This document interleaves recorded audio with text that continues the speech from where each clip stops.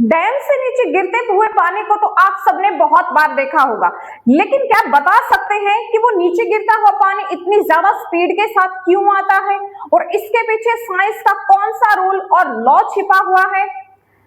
इन sliding झूलों पे तो आप भी बचपन में बहुत झूले होंगे और दूसरे बच्चों को भी झूलते हुए देखा होगा, लेकिन क्या आप मुझे बता सकते हैं कि साइंस का कौन सा रूल आप यूज करेंगे उन नीचे आते हुए बच्चों की स्पीड को फाइंड आउट करने के लिए? क्या आप अंदाजा लगा सकते हैं कि आपके शरीर में कितनी असीम ऊर्जा छिपी हुई है और किस फॉर्मूले का यूज करते हुए आप उस अनलिमिटेड एनर्जी को फाइंड आउट कर सकते हैं?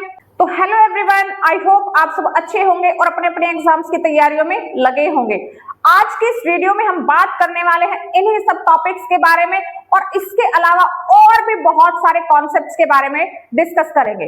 तो ज्यादा देर ना करते हुए आइए शुरू करते हैं हम अपनी आज की वीडियो और आज का chapter work, energy and power, और इससे रिलेटेड सभी टर्म्स और कॉन्सेप्ट्स के बारे में बात करेंगे जहां से प्रीवियस ईयर पेपर्स में क्वेश्चंस आए हैं और आगे आने वाले एग्जाम्स में भी यहां से क्वेश्चंस आएंगे। तो आइए शुरू करते हैं हम अपना chapter work, energy and power. देखिए, आज की वीडियो का सबसे पहला टॉपिक है वर्क। वर्क यानी कि काम करना। वैसे तो हम दिन भर में बहुत सारा काम करते हैं, लेकिन साइंस में वर्क यानी काम, वर्क डन किसको बोला जाता है, आइए समझते हैं हम। जब भी हम किसी ऑब्जेक्ट के ऊपर फोर्स लगाते हैं यानी कि बल लगाते हैं और हमारे लगाए हुए फोर्स के कारण वो चीज कुछ डिस्टेंस या डिस्प्लेसमेंट कवर करती है, उसी को वर्क डन बोला जाता है। अभी जैसे आप दीवार के ऊपर फोर्स लगाइए, चाहे आप कितनी ही देर तक उस दीवार के ऊपर फोर्स लगाते रहिए और वो दीवार तो वहीं रहेगी। इसका मतलब साइंस के अकॉर्डिंग तो आपने कोई काम नहीं किया है, क्योंकि आपने फोर्स तो लगाया है लेकिन वो ऑब्जेक्ट वहीं के वहीं पर है। लेकिन अगर आप इस छोटे से पेन को यहां से उठा के वहां रखेंगे तो आपने कोई ना कोई वर्क डन किया है। यानी कि जब भी आपने किसी ऑब्जेक्ट के ऊपर फोर्स लगाया और आपके लगाए हुए फोर्स के कारण उस ऑब्जेक्ट ने कुछ डिस्टेंस या डिस्प्लेसमेंट कवर किया, यानी कि उसकी पोजीशन में चेंज आया, तो उसी को वर्क डन बोला जाता है। अब ये जो वर्क डन होता है इसका फॉर्मूला क्या होता है? फोर्स मल्टीप्लाइड डिस्प्लेसमेंट, या फिर इसको आप इस तरीके से भी लिख सकते हैं, force W is equals to force into displacement. और वो जो डिस्प्लेसमेंट है वो फोर्स के डायरेक्शन में ही होना चाहिए। अब जैसे आप इस डायरेक्शन में फोर्स लगा रहे हैं तो इसी डायरेक्शन में डिस्प्लेसमेंट होना चाहिए, ठीक है? तो वही हमारा वर्क डन हो जाता है। अब आपका फॉर्मूला तो ये आ चुका है कि work done is equals to force into displacement होता है। अब देखिए, अगर फोर्स और उस डिस्प्लेसमेंट के बीच में कोई एंगल अगर बन रहा है तो वहां पर हमारा ये वर्क डन का फॉर्मूला क्या हो जाता है? फॉर एग्जाम्पल, ये हमारे पास कोई भी ऑब्जेक्ट है और इस ऑब्जेक्ट के ऊपर कोई फोर्स लगाया जा रहा है, ठीक है? और वो जो फोर्स है मान लीजिए इस डायरेक्शन में लग रहा है। अब फोर्स इस डायरेक्शन में लग रहा है और मान लीजिए जो डिस्प्लेसमेंट है वो इस डायरेक्शन में लग रहा है। तो जो कोई भी कंपोनेंट, तो जो फोर्स है, फोर्स के यहाँ पर दो कंपोनेंट होंगे, एक कॉस और एक साइन। हॉरिजॉन्टल में कॉस और वर्टिकल में हमारा साइन होता है। और हम यहाँ पर सिर्फ एफ कोस थीटा को ही कंसिडर करेंगे यहाँ इस वर्क डन के लिए। तो अब देखिए, इस एफ कोस थीटा यानी कि वो जो हमारा डिस्प्लेसमेंट है, डिस्प्लेसमेंट और फोर्स के साथ जो एंगल बना हुआ है उसी एंगल की हम बात कर रहे हैं, जिसको थीटा बोला जाता है और हम यहाँ पर उसको कॉस थीटा बोलेंगे। तो इस अकॉर्डिंग हमारा वर्क डन का फॉर्मूला हो जाता है F cos theta multiply D, यानी कि डिस्प्लेसमेंट हमारा हो जाता है यहाँ पर, ठीक है? और ये जो कॉस थीटा है या फिर थीटा है, इसी थीटा के ऊपर अब हमारा वर्क डन डिपेंड करेगा, क्योंकि इस थीटा की वैल्यूज बहुत सारी सिचुएशंस में चेंज होती रहेंगी और जो थीटा की वैल्यू है वो चेंज होते होते वर्क डन की वैल्यू को भी चेंज कर देगी। इसको अभी हम आगे देखने वाले हैं। अब देखिए, अगर मान लीजिए फोर्स जो हो रहा, फोर्स हम इस डायरेक्शन में लगा रहे हैं और वर्क डन इस डायरेक्शन में हो रहा है, यानी कि फोर्स और डिस्प्लेसमेंट के बीच में जो है एंगल 90 डिग्री है, इसका मतलब कोस 90 डिग्री हो गया, और जो कोस 90 डिग्री होता है वो 0 होता है। इसका मतलब जो वर्क डन भी हो गया 0 हो गया है। चाहे आप कितनी देर तक फोर्स लगाते रहिए और आपका जो है डिस्प्लेसमेंट भी होगा, बट उस cos 90 डिग्री के कारण जो आपका वर्क डन होगा वो 0 हो जाएगा। इसके बारे में अभी हम आगे और भी चीजें देखने वाले हैं। जो वर्क डन होता है वो एक स्केलर क्वांटिटी होती है, इसकी SI यूनिट जूल होती है, और 1 जूल जो होता है वो किसके इक्वल होता है, 1 newton into 1 metre. For example किसी भी ऑब्जेक्ट के ऊपर आपने 1 न्यूटन फोर्स लगाया और उस 1 न्यूटन फोर्स के कारण उस ऑब्जेक्ट ने 1 मीटर डिस्टेंस ट्रेवल कर लिया है, तो इसका मतलब आपका कितना वर्क डन हुआ, आपका 1 जूल वर्क डन वहां पे हुआ है।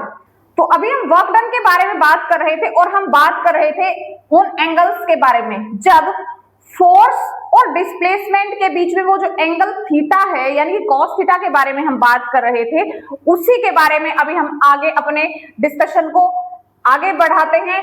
और देखिए, जो मान लीजिए अगर आपके पास जो कॉस थीटा है उसकी वैल्यू 0 डिग्री है, यानी कि जिस डायरेक्शन में फोर्स लगाया जा रहा है उसी डायरेक्शन में अगर आपको जो मोशन है वो देखने को मिल रहा है, इस डायरेक्शन में फोर्स लगाया और इसी डायरेक्शन में जो ऑब्जेक्ट है वो आगे डिस्प्लेसमेंट शो कर रहा है, इसका मतलब फोर्स और डिस्प्लेसमेंट की डायरेक्शन एक ही है, यानी कि वहां पे उन दोनों के बीच में फोर्स और डिस्प्लेसमेंट के बीच में एंगल 0 डिग्री है, और जो कॉस थीटा हो जाएगा उसकी वैल्यू आपके पास क्या हो जाएगी, 1, क्योंकि जो कॉस 0 डिग्री होता है उसकी वैल्यू 1 होती है। लेकिन अगर फोर्स और डिस्प्लेसमेंट के बीच में एंगल 30 डिग्री है यानी कॉस 30 डिग्री है, तो कॉस 30 डिग्री की वैल्यू देखिए आप ये होती है। और अगर F और D के बीच में आपका जो एंगल है वो 45 डिग्री है तो वैल्यू ये आएगी, 60 डिग्री है तो ये आएगी, और 90 डिग्री है तो cos 90 डिग्री 0 होता है, और उस केस में वर्क डन आपका जो है वो 0 हो जाएगा। लेकिन अगर आप मान लीजिए फोर्स इस डायरेक्शन में लगा रहे हैं और जो डिस्प्लेसमेंट है वो इस डायरेक्शन में हो रहा है, तो उस केस में आपका क्या होगा, जो वर्क डन हो जाएगा वो -1, जो क्योंकि cos 180 डिग्री की वैल्यू -1 होती है, तो उस केस में आपका वर्क डन माइनस हो जाएगा यानी कि नेगेटिव हो जाएगा। तो इस तरीके से इस थीटा के ऊपर डिपेंड करते हुए आपका वर्क डन पॉजिटिव भी हो सकता है, 0 भी हो सकता है और नेगेटिव भी हो सकता है। पॉजिटिव कब होगा, जब आपका जो थीटा है वो अक्यूट है यानी कि 90 डिग्री से अगर कम है तो आपका वर्क डन पॉजिटिव होगा।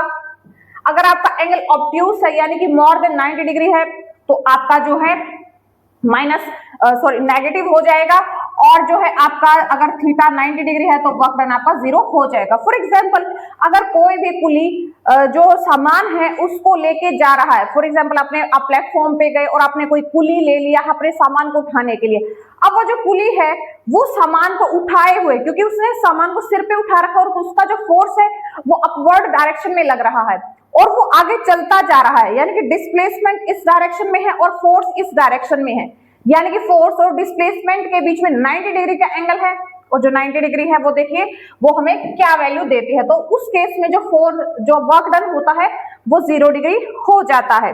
और देखिए, change in kinetic energy of a particle is equal to the work done on it by the net force.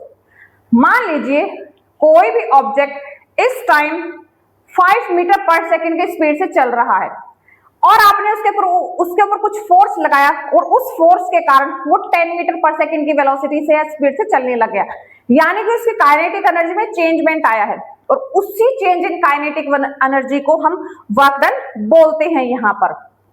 ठीक है, यानी कि change in kinetic energy is also equals to the work done. कुछ इस तरीके से भी आपके पास क्वेश्चन आ सकता है।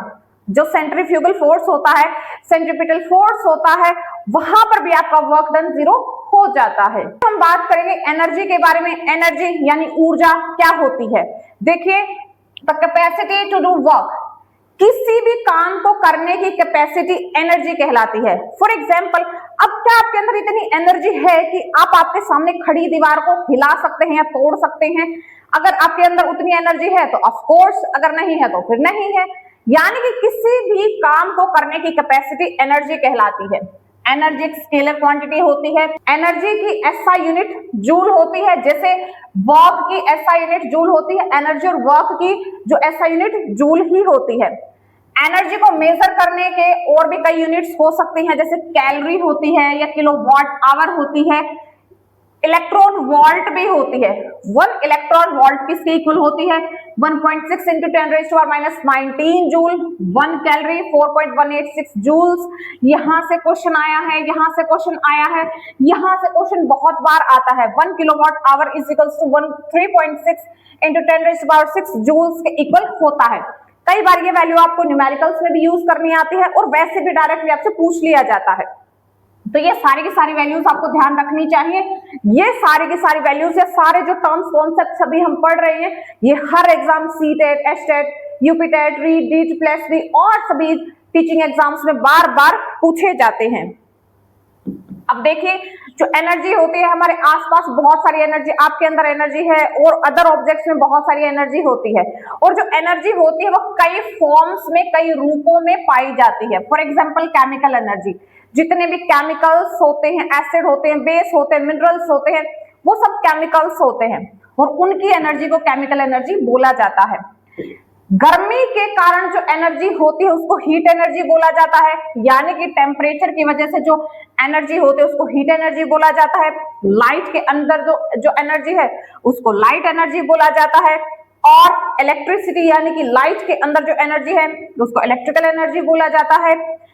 जो न्यूक्लियस के अंदर जो एनर्जी है, एटम के अंदर जो न्यूक्लियस होता है, न्यूक्लियस के अंदर एनर्जी को न्यूक्लियर एनर्जी, और किसी भी ऑब्जेक्ट के मोशन या उसकी पोजीशन की वजह से उसमें जो एनर्जी है उसको मैकेनिकल एनर्जी बोला जाता है।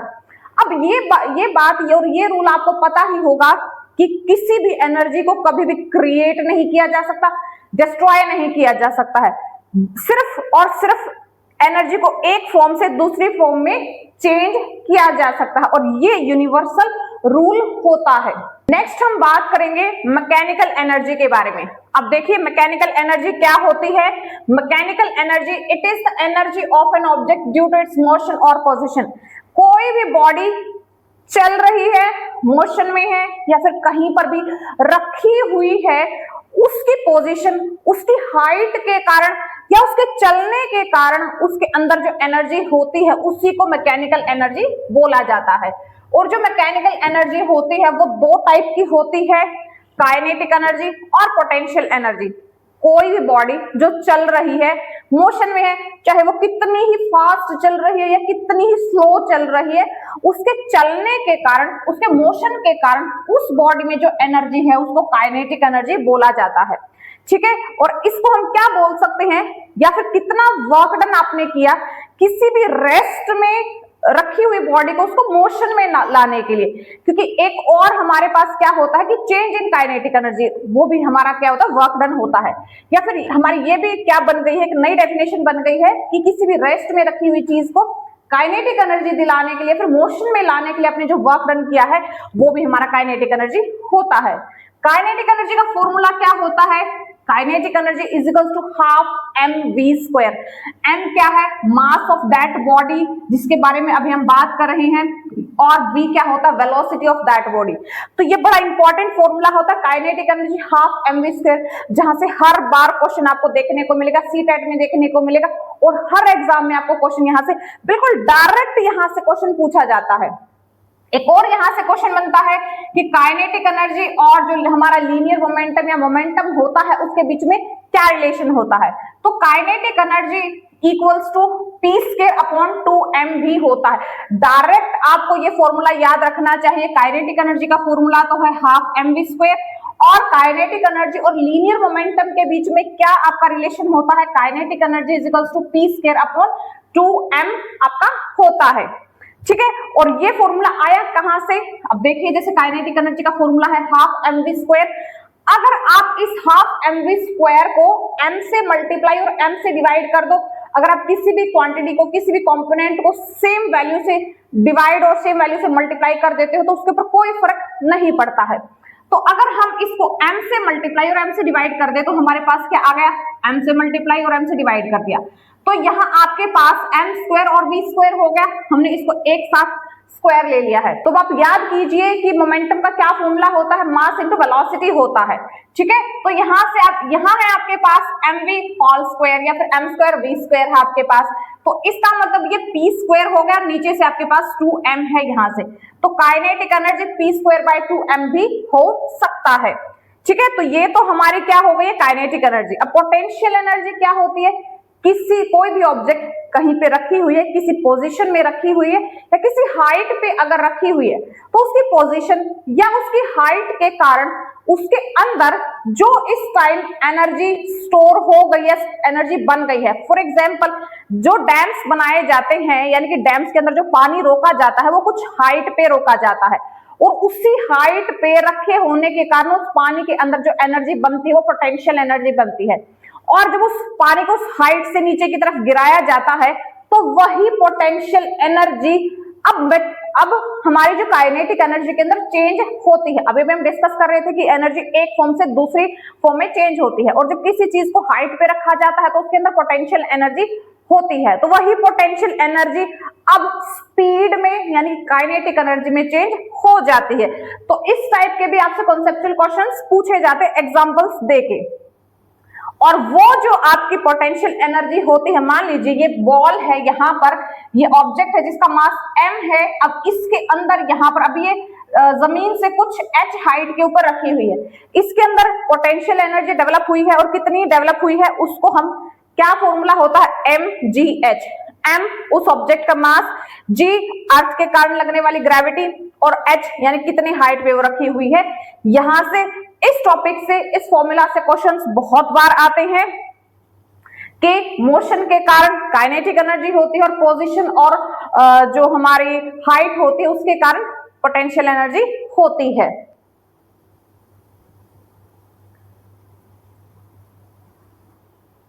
नेक्स्ट है हमारे पास हीट एंड टेम्परेचर। अब ये हीट और टेम्परेचर क्या होता है, देखिए, a body has heat energy because of the random motion of its molecules. कोई भी बॉडी है उसके मॉलिक्यूल्स इस टाइम मोशन में है, और वो जो मोशन है वो रैंडम मोशन है, यानी कोई पार्टिकल इधर जा रहा है, कोई पार्टिकल उधर जा रहा है। उस रैंडम मोशन के कारण उस ऑब्जेक्ट की जो एनर्जी है उसी को हीट एनर्जी बोला जाता है, और ये जो हीट एनर्जी होती है ये उस ऑब्जेक्ट की, उस बॉडी की इंटरनल एनर्जी होती है।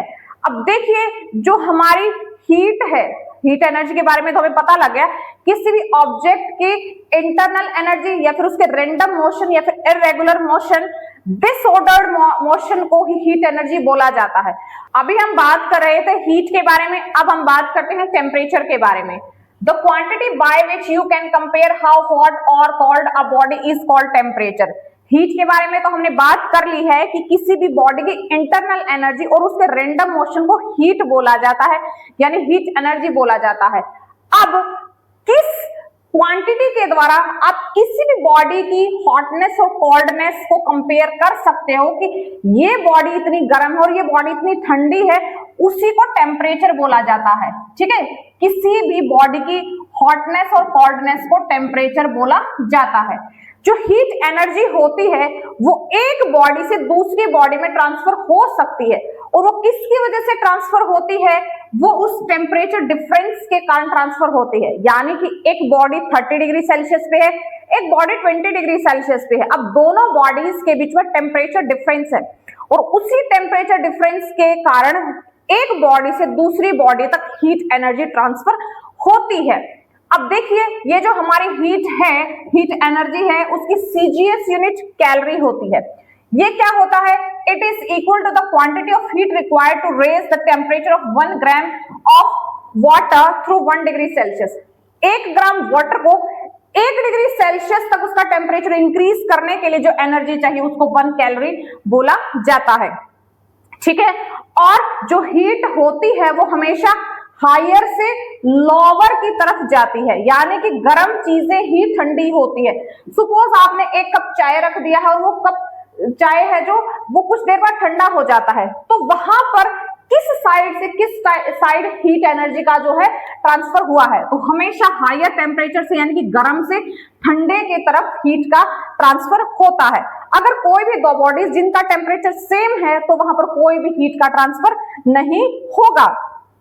और देखिए जो temperature is a measure of average kinetic energy of molecules.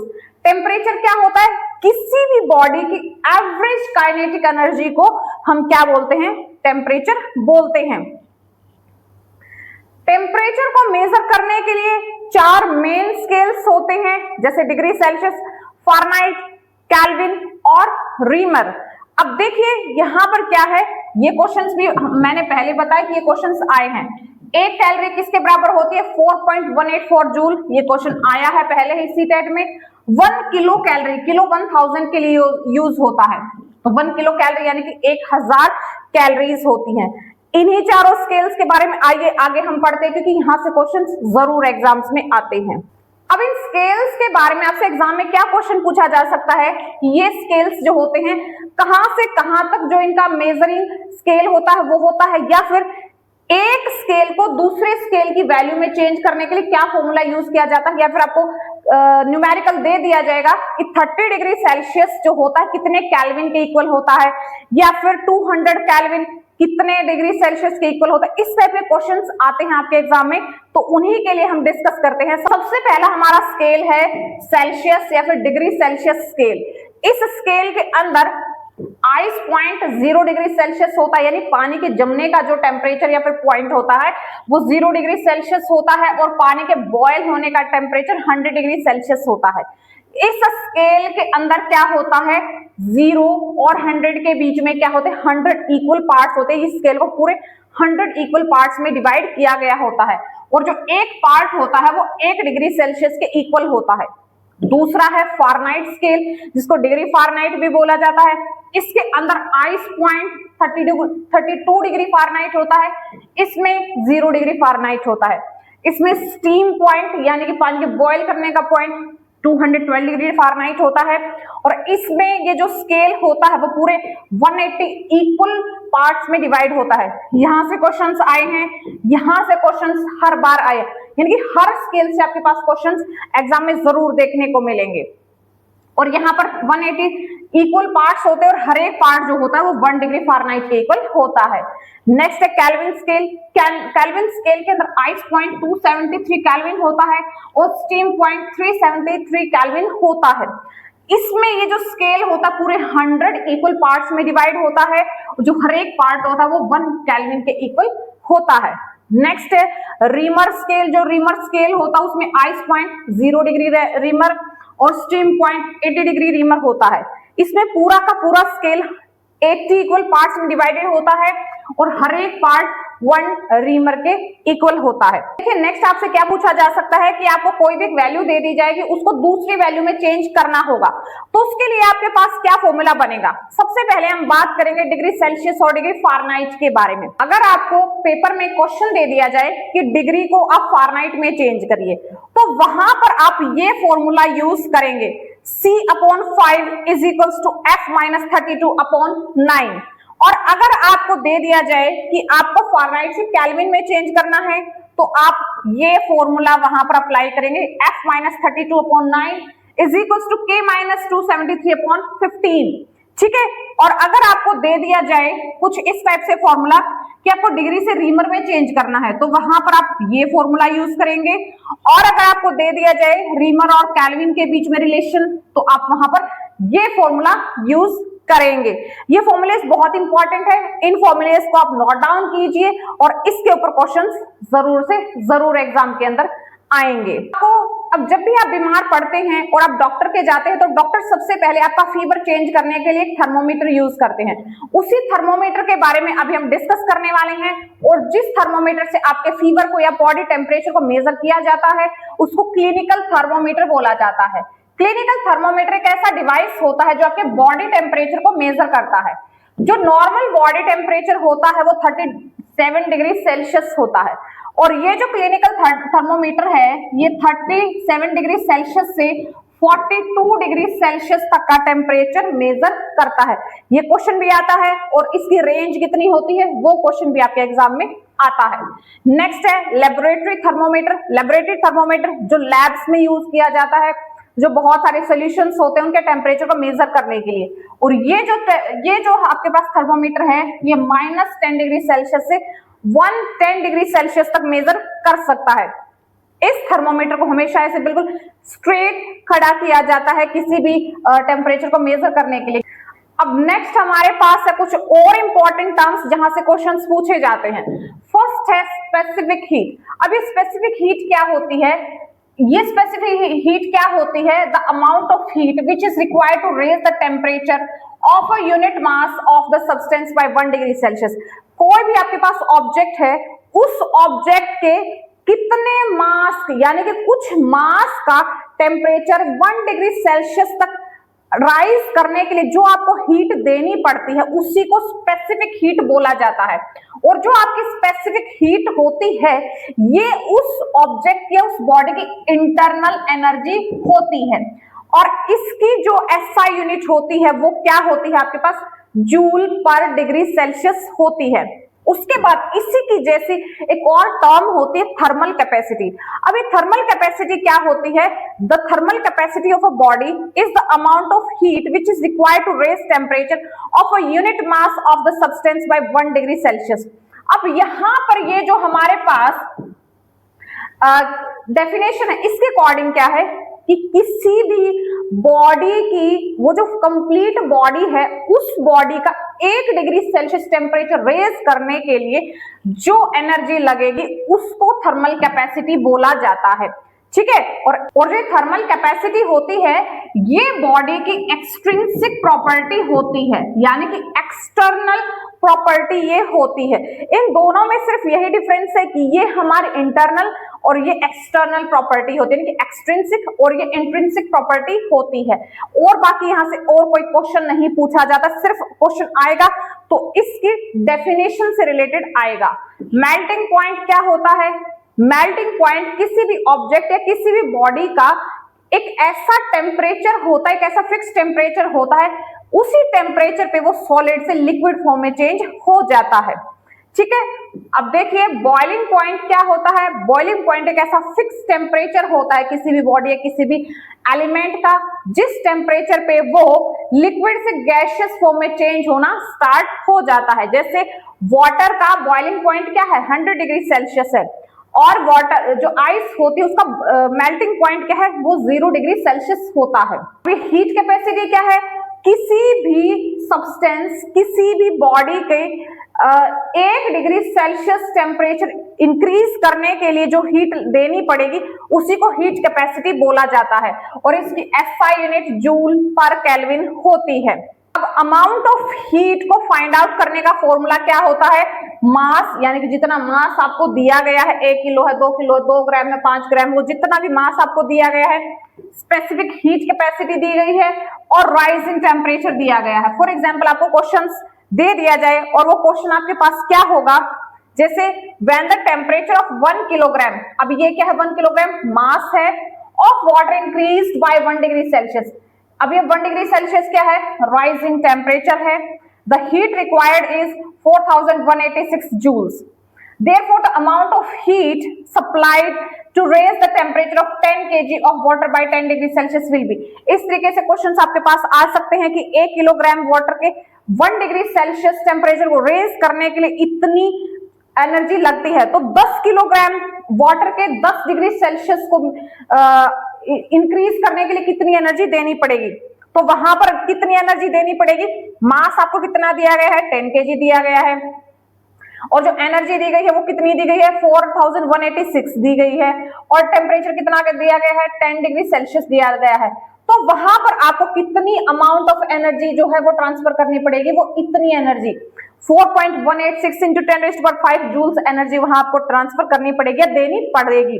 ठीक है। और यही आपकी जो अमाउंट ऑफ हीट होती है, यही आपकी हीट गेन या हीट लॉस्ट होती है, यानी कि कितनी हीट आपने दी या फिर उस ऑब्जेक्ट ने उस सब्सटेंस से कितनी हीट लूज कर दी अपने 1 डिग्री सेल्सियस टेम्परेचर को इंक्रीज या डिक्रीज करने के लिए। यही तो अभी हम फॉर्मूले के बारे में बात कर रहे हैं कि हीट गेन और lost is equals to mass into specific heat capacity into change into temperature की हम बात कर रहे हैं। और इस टाइप के क्वेश्चंस आपको एग्जाम में जरूर देखने को मिलेंगे। ये क्वेश्चंस आपके एस्टेट और अदर टीचिंग एग्जाम्स में आएंगे। तो आपको पता है कि जो हीट एनर्जी है वो ट्रांसफर करती है, यानी कि मूव होती है। कोई भी जो ठंडी चीज है वो गर्म हो जाती है और गर्म चीज ठंडी हो जाती है। अब यहाँ पर हीट का ट्रांसफर हो रहा है और आपको पता है कि जो हीट होती है वो हमेशा हायर से लोअर टेम्परेचर की तरफ जाती है।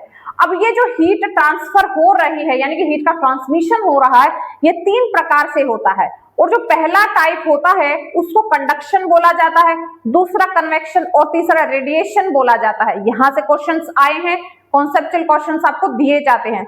सबसे पहले टाइप के बारे में हम डिस्कस करेंगे कंडक्शन। कंडक्शन इसको जिसको चालन बोला जाता है। इसमें क्या होता है कि हीट का ट्रांसफर हो रहा है और हीट का ट्रांसफर कैसे हो रहा है, यहाँ पर जो हीट होती है वो एक पार्टिकल से दूसरे पार्टिकल के ऊपर ट्रांसफर होती है या एक बॉडी से दूसरी बॉडी पे ट्रांसफर होती है और वो जो 2 बॉडीज है वो बिल्कुल डायरेक्ट कांटेक्ट में होती हैं। ठीक है, इसी को कंडक्शन बोला जाता है। और ये जो हीट ट्रांसफर होता है ये सॉलिड्स में होता है, यानी कि सॉलिड्स में हीट का ट्रांसफर सिर्फ कंडक्शन के द्वारा होता है। फॉर एग्जाम्पल, आपके पास ये एक पेन है और उस पेन को आपने आग पे रखा है। अब इस पेन का सबसे पहले ये वाला पार्ट गर्म होगा और इस पार्ट से फिर इस पार्ट को गर्म किया जाएगा और धीरे धीरे वो जो पार्टिकल्स, एक पार्टिकल दूसरे पार्टिकल के पास हीट एनर्जी को फ्लो करता रहेगा। अब हर एक पार्टिकल जो है वो गर्म होता चला जाएगा और यहां तक भी जो है हीट एनर्जी पहुंच जाएगी। और कौन सी टाइप के द्वारा? कंडक्शन के द्वारा, यानी सॉलिड्स में हमेशा कंडक्शन के द्वारा ही हीट का ट्रांसफर होता है। इसके बेस पे हम सब्सटेंसेस को 2 पार्ट्स में डिवाइड कर सकते हैं, कंडक्टर्स और इंसुलेटर्स। कंडक्टर्स ऐसे सब्सटेंसेस जिसमें हीट ट्रांसफर होती है, जैसे मेटल्स होते हैं, और कुछ ऐसे सब्सटेंसेस होते हैं जिसमें हीट का ट्रांसफर नहीं होता है, जैसे सूखी लकड़ी हो गई, प्लास्टिक हो गया, और आपकी जो होती है वुड है, वुल है, ये सारे के सारे इंसुलेटर्स होते हैं जिसमें हीट ट्रांसफर नहीं होती है या फिर हीट का ट्रांसफर नहीं होता है। और जो वुलन क्लॉथ्स होते हैं वो भी बड़े अच्छे इंसुलेटर्स होते हैं। वो क्या करते हैं कि जो वुलन क्लॉथ्स जो आप विंटर्स में पहनते हो वो फाइबर्स के बने हुए हैं और उनके फाइबर्स के बीच में स्पेस है और उन स्पेस के बीच में एयर भरी हुई है। जो एयर होती है वो हीट का बैड कंडक्टर होती है और वही एयर, वही वुलन क्लॉथ्स आपकी बॉडी की गर्मी को बाहर नहीं निकलने देते और इस प्रकार से वो आपकी बॉडी को गर्म रखते हैं। ये क्वेश्चंस भी आता है कि एयर है वो कैसा कंडक्टर है, तो एयर एक बैड कंडक्टर होता है। और सबसे अच्छा कंडक्टर क्या होता है हीट का? वो सिल्वर होता है। नेक्स्ट है हमारे पास कन्वेक्शन। अभी कन्वेक्शन क्या होता है? कन्वेक्शन के अंदर क्या होता है कि कोई भी जो हॉट या फिर कोल्ड मॉलिक्यूल से पार्टिकल्स होते हैं वो खुद से, यानी कि सेल्फ, उनका क्या होता है? ट्रांसमिशन होता है। यहां पर तो क्या हो रहा था? हीट ट्रांसफर हो रही थी। एक ऑब्जेक्ट, एक पार्टिकल से दूसरे पार्टिकल के पास हीट का ट्रांसमिशन हो रहा था। अब यहां पर वो खुद पार्टिकल्स मूव करते हैं, यहां पर पार्टिकल्स मूव नहीं करते, यहां पर पार्टिकल्स खुद से मूव करते हैं और इसी को कन्वेक्शन बोला जाता है। लिक्विड्स और गैसेस में कन्वेक्शन देखने को मिलता है। इसमें क्या होता है कि जो वाटर पार्टिकल्स होते हैं वो बहुत ज्यादा हाई इंटरनल एनर्जी के कारण वाइब्रेट करने लगते हैं और उसके कारण वो मूवमेंट करने लगते हैं। हाई टेम्परेचर के पार्टिकल्स या फिर जो हाई टेम्परेचर के पार्टिकल्स होते हैं मूवमेंट करने लगते हैं और इधर उधर रैंडम मोशन करने लगते हैं और उनके प्लेस पे फिर वो दूसरे पार्टिकल्स आ जाते हैं और वो भी हाई टेम्परेचर गेन कर लेते हैं और मूवमेंट करने लगते हैं। इस टाइप से वो पूरा का पूरा सिस्टम गर्म हो जाता है या फिर उसका टेम्परेचर चेंज हो जाता है। अब इस टाइप का जो फिनोमिनन है वो कहां देखने को मिलता है? तो ये कन्वेक्शन का फिनोमिनन लैंड ब्रीज और सी ब्रीज में देखने को मिलता है। यहां से क्वेश्चंस आए हैं, सी ब्रीज कैसे बनती है, लैंड ब्रीज कैसे बनती है? तो कन्वेक्शन के कारण बनती है। अब ये एक्चुअल में क्या होता है?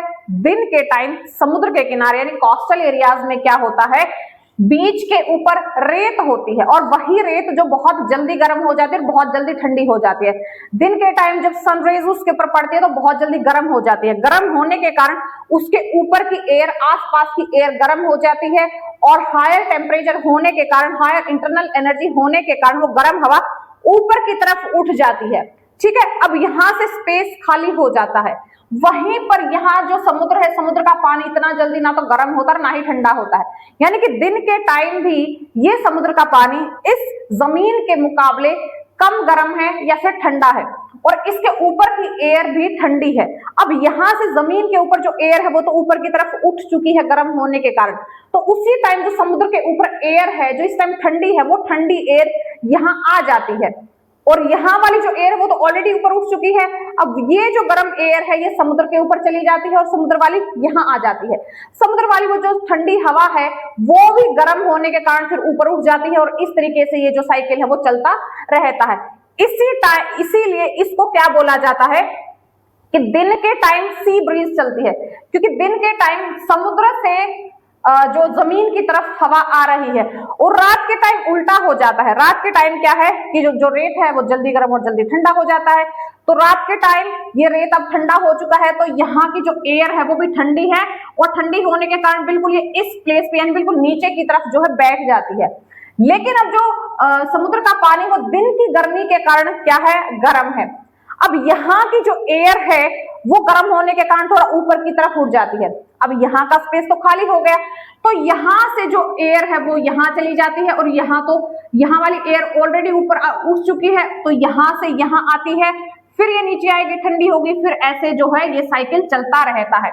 तो इसलिए जो रात को चलने वाली ब्रीज है उसको लैंड ब्रीज, और दिन में चलने वाली ब्रीज को सी ब्रीज बोला जाता है।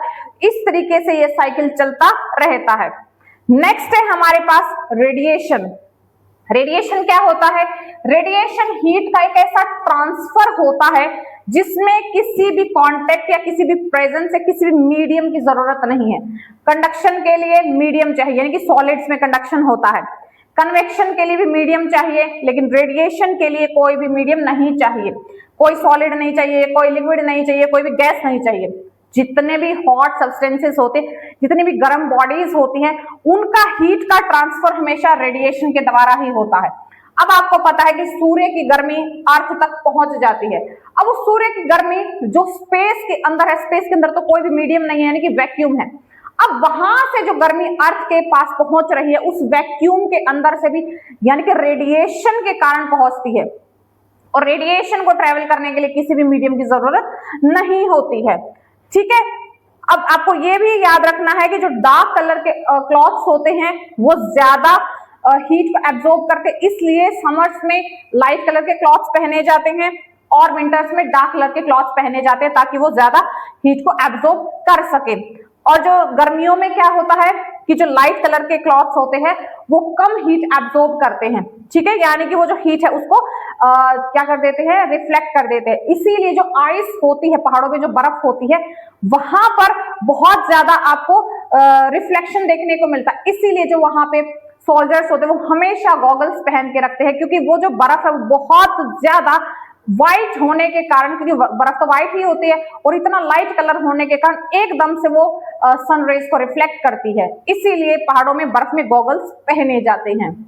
तो नेक्स्ट हमारा टॉपिक है जियोथर्मल एनर्जी। जियोथर्मल एनर्जी यानी कि भूतापीय एनर्जी इसको बोलते हैं। जियो मीन्स अर्थ, यानी कि अर्थ से निकलने वाली गर्मी, उसी को जियोथर्मल एनर्जी बोला जाता है। अर्थ से निकलने वाली हीट एनर्जी को जियोथर्मल एनर्जी बोला जाता है। अब हमें पता है कि अर्थ की 3 लेयर्स होती हैं, क्रस्ट, मेंटल और कोर। जो क्रस्ट होती है वो सबसे बाहर वाली, और जो कोर होती है वो सबसे अंदर वाली लेयर को बोला जाता है। और जो कोर होती है वो बिल्कुल मैग्मा की बनी हुई है, यानी कि वहां पे बिल्कुल लिक्विड आयरन होता है जो बहुत ही हॉट होता है, और बहुत ज्यादा हायर टेम्परेचर वहां पे होता है। और ये जो हायर टेम्परेचर होता है, अब इस हायर टेम्परेचर को वो जो गर्मी है, वो जो मैग्मा है, वो वहां से बाहर निकलने की कोशिश करता है, और बाहर निकलते हुए वो यहाँ पर अर्थ के किसी क्रस्ट में, किसी बिल्कुल अर्थ के सरफेस के पास वहां पे कहीं पे स्टोर हो जाता है। और उसी गर्मी के कारण, उसी मैग्मा के कारण क्या होता है कि वहां पे जो मौजूद पानी होता है वो भी गर्म हो जाता है, और वही जो गर्म पानी होता है वो बहुत बार गीजर्स के रूप में, स्प्रिंग्स के रूप में दिखाई देता है, और उसी गर्म पानी को कई बार इलेक्ट्रिसिटी को बनाने के लिए भी यूज किया जाता है, या फिर अदर पर्पसेस में उसको यूज किया जाता है, और उसी को जियोथर्मल एनर्जी बोला जाता है। अर्थ की गर्मी के कारण जो एनर्जी होती है उसको जियोथर्मल एनर्जी बोला जाता है। अभी ड्यू पॉइंट क्या होता है, जिसको शीत बिंदु भी बोला जाता है। तो ड्यू पॉइंट एक ऐसा टेम्परेचर होता है जिस पे वाटर वेपर्स सैचुरेट हो जाते हैं। एक ऐसा पॉइंट आपने सुबह सुबह ओस की बूंदें देखी होंगी। अब वो ओस की बूंदें कैसे बनी? ह्यूमिडिटी के कारण जो वाटर वेपर्स होते हैं और रात को टेम्परेचर कम होने लगता है और उसी कम टेम्परेचर होने के कारण वो वाटर वेपर्स क्या हो जाते हैं, सेचुरेट हो जाते हैं और पानी की बूंदों में कन्वर्ट हो जाते हैं। उसी को ड्यू पॉइंट बोला जाता है। अभी लेटेंट हीट क्या होती है? It is the energy required by unit mass of a substance to change one state to another.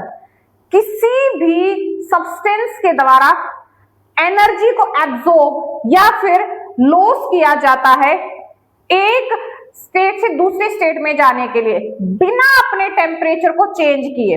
ठीक है, बिना अपने टेम्परेचर को चेंज किए किसी भी सिस्टम के द्वारा हीट को एब्जॉर्ब करना या लॉस करना बिना अपने टेम्परेचर को चेंज किया, वही लेटेंट हीट कहलाती है। यानी जब भी बर्फ को पानी में बदलना है तो उस बर्फ को कितनी एनर्जी लेनी पड़ेगी या देनी पड़ेगी बिना अपने उस सिस्टम के टेम्परेचर को चेंज किए, वही लेटेंट हीट कहलाती है। Latent heat of fusion of ice, यानी आइस को पानी में बदलने के लिए कितनी लेटेंट हीट चाहिए? वो 80 कैलोरी पर ग्राम। और लेटेंट हीट ऑफ वेपराइजेशन, यानी कि पानी को भाप में बदलने के लिए जो लेटेंट हीट चाहिए वो 540 कैलोरी पर ग्राम होती है। ये तो क्वेश्चंस नहीं पूछे जाते, लेकिन ड्यू पॉइंट पूछा जा सकता है, लेटेंट पॉइंट पूछा जा सकता है, जियोथर्मल एनर्जी पूछी जा सकती है। नेक्स्ट है सोलर एनर्जी। सन से निकलने वाली एनर्जी को ही सोलर एनर्जी बोला जाता है और यही सोलर एनर्जी आज के टाइम में बहुत ज्यादा यूजफुल है, क्योंकि इस टाइम जितने भी हमारे अदर सोर्सेज ऑफ एनर्जी है जैसे कोल है, पेट्रोलियम है, उनकी बहुत ज्यादा कमी हो चुकी है। उसके प्लेस पे अब इलेक्ट्रिसिटी को बनाने के लिए सोलर एनर्जी का यूज किया जाता है। जैसे सोलर सेल्स आपने देखे होंगे, बहुत सारे घरों में सोलर सेल्स का यूज किया जाता है। इसमें सोलर एनर्जी को यूज करते हुए, सन से निकलने वाली एनर्जी को यूज करते हुए इलेक्ट्रिकल एनर्जी में बदला जाता है। ऐसे ही सोलर कुकर होता है जिसमें सन से निकलने वाली एनर्जी को यूज करके खाना बनाया जाता है। ऐसे सोलर हीटर होते हैं। गलियों में लगने वाली भी जो स्ट्रीट लाइट्स होती है वही इस सोलर एनर्जी के कारण जलती हैं।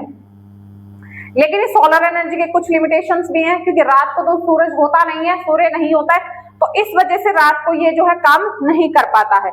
और बहुत सारे सैटेलाइट्स में जितने सैटेलाइट्स होते हैं वो सोलर एनर्जी के ऊपर भी काम करते हैं। तो यहाँ से कुछ ऐसे बिल्कुल सिंपल क्वेश्चंस बन सकते हैं और कोई बहुत हार्ड एंड फास्ट क्वेश्चन यहाँ से नहीं बनता है। एक क्वेश्चन ये बन सकता है आपका कि ये जो सोलर सेल्स होते हैं इनको बनाने के लिए किस मेटल का या फिर सेमीकंडक्टर का या फिर किसी भी चीज का किसका यूज किया जाता है, ये क्वेश्चन यहाँ से बन सकता है। दूसरा क्वेश्चन स्टेट में यहाँ से क्या बन सकता है सोलर सेल से, कि यहाँ पर सोलर एनर्जी को इलेक्ट्रिकल एनर्जी में कन्वर्ट करने का जो फिनोमिनन होता है या फिर जो लॉ होता है, प्रिंसिपल होता है, वो क्या होता है। सिर्फ केमिकल एनर्जी क्या होती है? केमिकल्स यानी केमिकल कंपाउंड्स के अंदर जो एनर्जी होती है उसी को केमिकल एनर्जी बोला जाता है और यही केमिकल एनर्जी उस केमिकल के एटम्स को बाइंड यानी बांध के रखती है। ठीक है, अब देखिए कोई भी जो केमिकल कंपाउंड होता है उसकी एनर्जी उसके कॉन्स्टिट्यूएंट पार्टिकल्स जैसे एटम्स और मॉलिक्यूल्स हैं उससे कम होती है और यही केमिकल एनर्जी केमिकल रिएक्शंस में देखने को मिलती है। न्यूक्लियर एनर्जी क्या होती है? किसी भी एटम के अंदर न्यूक्लियस होता है और उस न्यूक्लियस के अंदर न्यूक्लियर एनर्जी होती है, वही एनर्जी न्यूक्लियस के प्रोटॉन्स को बांध के रखती है और इसी न्यूक्लियर एनर्जी का न्यूक्लियर रिएक्टर्स में यूज किया जाता है। अब न्यूक्लियर एनर्जी जो यूज होती है वो दो टाइप से रिएक्शंस में यूज होती है, एक न्यूक्लियर फिजन और एक न्यूक्लियर फ्यूजन। न्यूक्लियर फिजन क्या होता है? जब एक भारी न्यूक्लियस एक बड़ा न्यूक्लियस टूट के दो छोटे छोटे न्यूक्लियस में ब्रेक हो जाता है, डिवाइड हो जाता है, वो हमारा न्यूक्लियर फिजन कहलाता है। यही सेम फिनोमिनन हमारा न्यूक्लियर रिएक्टर्स में यूज किया जाता है। इन न्यूक्लियर रिएक्टर्स में यूरेनियम जिसका एटॉमिक नंबर 237 होता है उसको यूज किया जाता है और उसके ऊपर बहुत सारे न्यूट्रॉन्स को उसके ऊपर बम्बार्ड करवाया जाता है, जिसकी वजह से वो दो छोटे छोटे न्यूक्लियस में ब्रेक डाउन हो जाता है। अब क्वेश्चंस क्या पूछा जाता है कि न्यूक्लियर रिएक्टर्स में किसको यूज किया जाता है और उसके ऊपर क्या यूज किया जाता है और वो किस में ब्रेक डाउन हो जाता है। वहीं पे न्यूक्लियर फ्यूजन जो होता है, न्यूक्लियर फ्यूजन का मतलब होता है जुड़ जाना, मिल जाना, यानी कि एडिशन हो जाना, कंबाइन हो जाना। जब कोई भी दो छोटे छोटे न्यूक्लियस मिलकर बड़ा न्यूक्लियस बना लेते हैं, और इस टाइप की जो रिएक्शन होती है वो सन में होती है, जिसमें दो हाइड्रोजन मिलकर एक हीलियम का न्यूक्लियस बनाते हैं और बहुत सारी एनर्जी रिलीज होती है। तो ये जो हमारी न्यूक्लियर एनर्जी है जो दो टाइप की होती है और कहाँ कौन सी एनर्जी यूज होती है वो हमने डिस्कस कर लिया है। नेक्स्ट है ट्रांसफॉर्मेशन ऑफ एनर्जी। अब हमें ये तो पता है कि जो एनर्जी होती है वो कभी भी क्रिएट नहीं की जा सकती, कभी भी डिस्ट्रॉय नहीं की जा सकती, उसको सिर्फ एक फॉर्म से दूसरे फॉर्म में चेंज किया जा सकता है और इसी को ट्रांसफॉर्मेशन ऑफ एनर्जी बोला जाता है। अब जैसे हम अपनी डेली लाइफ में बहुत सारी चीजें यूज करते हैं, जैसे हम इलेक्ट्रिकल हीटर को यूज करते हैं। इलेक्ट्रिकल हीटर में क्या होता है, इलेक्ट्रिकल हीटर इलेक्ट्रिसिटी से चलता है और उसमें इलेक्ट्रिकल एनर्जी को हीट एनर्जी में कन्वर्ट किया जाता है। वहीं पे जो स्टीम इंजन होता है वो हीट एनर्जी को मैकेनिकल एनर्जी में चेंज करता है। तो अब हमें पता है कि जो एनर्जी होती है वो एक फॉर्म से दूसरी फॉर्म में चेंज की जाती है। जैसे लाउड स्पीकर में इलेक्ट्रिकल एनर्जी को साउंड एनर्जी में चेंज किया जाता है, बल्ब में इलेक्ट्रिकल को लाइट एनर्जी में, और वुड बर्निंग ऑफ वुड में केमिकल को हीट एनर्जी में चेंज किया जाता है। और ये हम ऑलरेडी डिस्कस कर चुके हैं कि किसी भी सिस्टम की या यूनिवर्स की एनर्जी चेंज नहीं होती, वो हमेशा कांस्टेंट रहती है, लेकिन एक फॉर्म से दूसरी फॉर्म में चेंज किया जा सकता है, जैसे इन फॉर्म्स में यहाँ पे चेंज हो रही है एनर्जी। एनर्जी के कंजर्वेशन के बारे में हम ऑलरेडी जानते ही हैं, ठीक है। अब देखिए यहाँ पर जैसे ये फैन है, फैन जब चल रहा है तो किसकी वजह से चल रहा है, इलेक्ट्रिसिटी की वजह से, यानी इलेक्ट्रिकल एनर्जी जो है वो काइनेटिक एनर्जी में चेंज हो रही है, मैकेनिकल एनर्जी में चेंज हो रही है। नेक्स्ट है हमारे पास मैकेनिकल एनर्जी। मैकेनिकल एनर्जी क्या होती है, काइनेटिक एनर्जी और पोटेंशियल एनर्जी, यानी किसी भी बॉडी की काइनेटिक एनर्जी और पोटेंशियल एनर्जी को ही मैकेनिकल एनर्जी बोला जाता है, ठीक है। जब भी कोई फ्री फॉल होता है तो एनर्जी कंजर्व रहती है। इसको हम कैसे क्लासिफाई कर सकते हैं, डिस्क्राइब कर सकते हैं। जब भी कोई बॉडी ग्रेविटी के इन्फ्लुएंस में नीचे की तरफ आती है तो उसको फ्री फॉल बोला जाता है। फॉर एग्जांपल ये कोई भी बॉडी है और इस बॉडी के अंदर अपनी पोजीशन और हाइट के कारण एक एनर्जी डेवलप हो जाती है जिसको पोटेंशियल एनर्जी बोला जाता है। अब जब ये हाईएस्ट पॉइंट पे यहाँ रखी हुई है तो इसके अंदर मैक्सिमम पोटेंशियल एनर्जी है और काइनेटिक एनर्जी 0 है, लेकिन जैसे इसको नीचे की तरफ लाया जाता है, यानी कि इसको ऐसे नीचे छोड़ दिया जाता है, जैसे डैम्स में से वाटर को छोड़ा जाता है, तो वो नीचे गिरते टाइम उनकी पोटेंशियल एनर्जी डिक्रीज होती है और काइनेटिक एनर्जी इंक्रीज होती जाती है। यानी कि मैकेनिकल एनर्जी तो कांस्टेंट है, बस एक फॉर्म से दूसरे फॉर्म में एनर्जी चेंज हो रही है। जैसे ही वो बीच में आ जाते हैं तो काइनेटिक एनर्जी और पोटेंशियल एनर्जी इक्वल होते हैं, लेकिन नीचे गिरते टाइम जैसे वो अर्थ को टच करने वाली है वो कोई भी चीज, तो उस टाइम उसके अंदर मैक्सिमम काइनेटिक एनर्जी और लीस्ट पोटेंशियल एनर्जी होती है, लेकिन फिर भी मैकेनिकल एनर्जी कंजर्व रहती है, ठीक है। और जस्ट जब वो चीज अर्थ को टच करने वाली है तो उसकी स्पीड इस फॉर्मूले से √2gh से फाइंड आउट की जा सकती है। सेम यहीं पे इंक्लाइंड वाला जो ये झूला होता है, जो स्विंग होता है जिसपे बच्चे झूलते हैं, वहां पर जो स्पीड है बच्चे की उसको फाइंड आउट किया जा सकता है। जैसे फॉर एग्जांपल ये अर्थ का सरफेस है और अर्थ के सरफेस से थीटा एंगल पे इसको इंक्लाइन किया गया है और h हाइट पे जो है ये झूला है। जब बच्चा ऊपर से नीचे की तरफ आता है और जैसे ही वो अर्थ को टच करने वाला है तो उसकी स्पीड इस फॉर्मूले से फाइंड आउट की जाती है।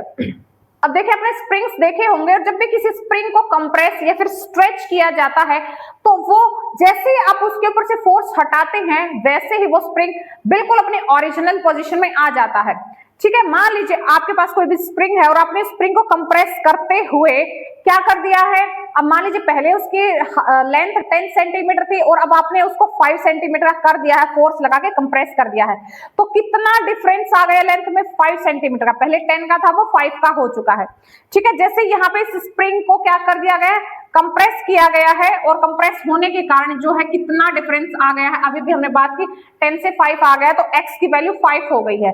जैसे आपने इसके ऊपर फोर्स लगाया तो उतना ही फोर्स उस स्प्रिंग के अंदर स्टोर हो जाता है। मान लीजिए आपने 5 न्यूटन फोर्स लगाया, उस स्प्रिंग के अंदर भी 5 न्यूटन फोर्स स्टोर हो जाता है, लेकिन आपके लगाए हुए फोर्स की डायरेक्शन के ऑपोजिट। आपने इस डायरेक्शन में फोर्स लगाया तो उसके अंदर इस डायरेक्शन में फोर्स जो होता है वो रिस्टोर हो जाता है और इसी को रिस्टोरिंग फोर्स बोला जाता है और इसी रिस्टोरिंग फोर्स को हुक्स लॉ के नाम से जाना जाता है। अब यहाँ पर क्या होता है कि उस स्प्रिंग के अंदर वो जितना रिस्टोरिंग फोर्स हो गया है वो किसके इक्वल है, माइनस के एक्स।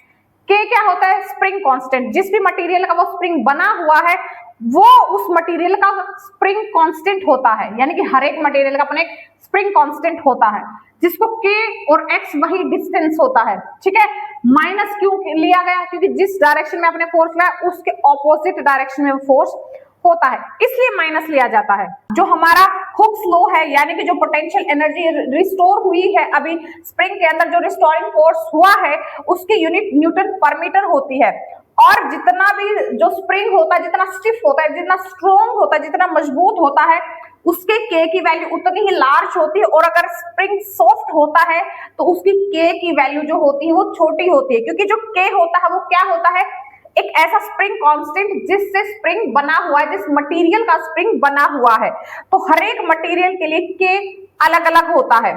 अब यहाँ पर एक बड़ा इंपॉर्टेंट रिलेशन दिया गया है जिसको equivalence of mass energy relation बोला जाता है, जो आइंस्टीन ने दिया था। इसके अकॉर्डिंग किसी भी ऑब्जेक्ट का जो मास होता है उस मास में से कितनी एनर्जी बन सकती है, उसका फॉर्मूला होता है E = mc²।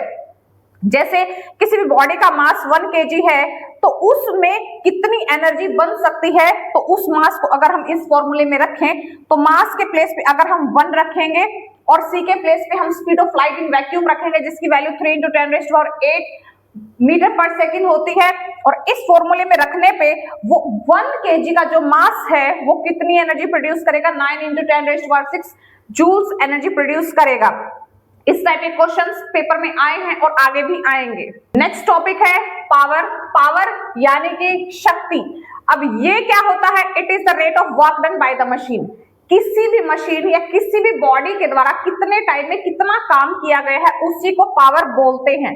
पावर का क्या फॉर्मूला बन जाता है, power is equals to work done by time taken. कितने टाइम में कितना वर्क हुआ है, और यही हमारे पास सेम है, P = W/T। अब देखिए जो पावर होती है उसकी SI यूनिट वाट होती है। 1 वाट किसके इक्वल होती है, जब भी कोई बॉडी 1 सेकंड में 1 जूल का काम करती है तो उसको क्या बोला जाता है, वाट बोला जाता है। 1 वाट क्या होता है, अगर कोई भी बॉडी 1 सेकंड में 1 जूल एनर्जी खर्च कर रही है तो वो 1 वाट के इक्वल होता है। पावर की दूसरी यूनिट HP यानी कि हॉर्स पावर होती है। बहुत सारी मशीन्स के ऊपर, मोटर्स के ऊपर आपने HP हॉर्स पावर लिखा हुआ देखा होगा। 1 हॉर्स पावर 746 वॉट के इक्वल होता है। पहले के टाइम में हॉर्स पावर जो है उसी यूनिट को यूज किया जाता था, क्योंकि उससे पहले क्या होता था कि जो घोड़े होते थे वही गाड़ियों को खींचते थे, वही गाड़ी चलाने के यूज में आते थे। तो उस टाइम सिर्फ इन हॉर्सेस को ही एनर्जी का सोर्स माना जाता था। इसलिए जब मशीन्स बनाए गए, इंजन्स बनाए गए, तो उस टाइम उनकी पावर हॉर्स पावर में लिखी जाती थी।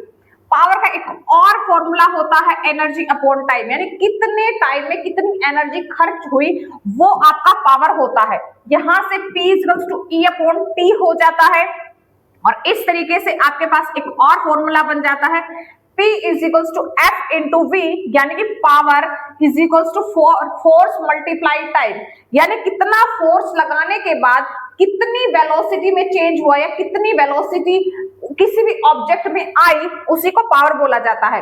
यानी कि आपने फोर्स लगाया और अगर आपके अंदर ज्यादा पावर है तो किसी भी ऑब्जेक्ट के अंदर ज्यादा वेलोसिटी आएगी। तो इस तरीके से ये हमारा फॉर्मूला बन जाता है। और क्वेश्चन देखिए आपको किस टाइप से दिया जा सकता है कि कोई भी एक मशीन है वो 20 सेकंड में 600 जूल काम कर रही है, तो उसकी पावर कितनी है। हम इस फॉर्मूले में इन वैल्यूज को रखेंगे तो हमारे पास क्या आएगा, वर्क डन की जगह पे हम 600 रखेंगे और टाइम के प्लेस पे हम 20 अगर रखेंगे तो हमारे पास पावर 30 वॉट आ जाएगी।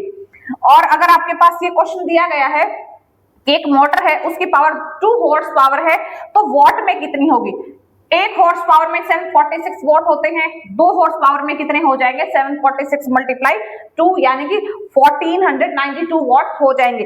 इस टाइप के क्वेश्चंस आपको एग्जाम में जरूर देखने को मिलेंगे। लास्ट टॉपिक हमारा है इलास्टिक एंड इनइलास्टिक कॉलिजन।